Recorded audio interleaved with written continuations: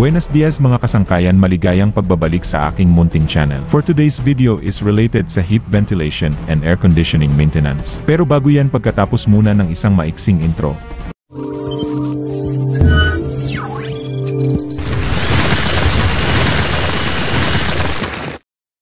Our main activities is backflushing ng bawat isang air handling unit at heat recovery unit.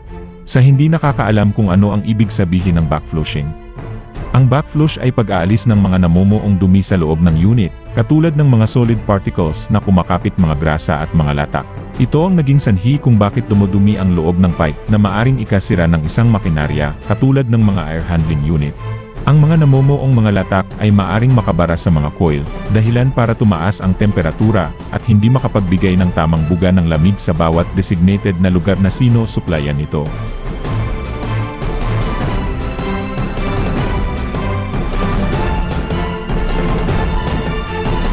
Ang isa pang terminong backflushing ay reverse blowdown. Ito yung bubuksan natin ang strainer at pagpapalit-palitin natin bukas at sara ang magkabilang isolation valve para dumaloy ang tubig sa nakabukas na strainer. Hayaan lang natin na tuloy-tuloy ang pagdaloy ng tubig hanggang lumabas ang mga dumi na nakabara sa loob ng unit.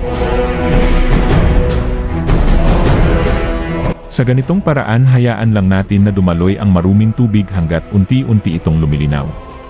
Pag lumilinaw na ang tubig, hindi pa natin masasabing stable na ang unit dahil mahabang proseso pa ang kasunod. Meron pa tayong gagawing static or initial flushing hindi lang sa pag-blowdown ng mga unit kundi sa kabuuhang system.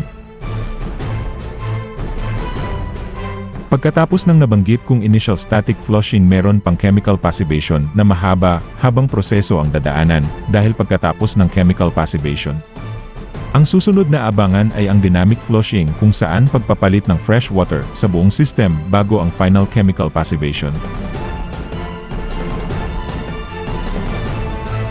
Sa huling aking nabanggit ang static, initial flushing, chemical passivation, dynamic flushing at final chemical passivation ay ipapaliwanag ko ayon sa actual na activities na aming gagawin sa mga susunod na mga araw.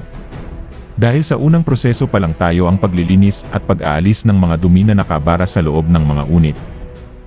Bueno mga kasangkayan, hanggang dito na lang, pero kung interesado ka sa mga ganitong content, pakipindot naman ng subscribe button para sa susunod na video ay magkaroon tayo ng koneksyon. Maraming salamat sa nakaabot sa dulo ng aking video.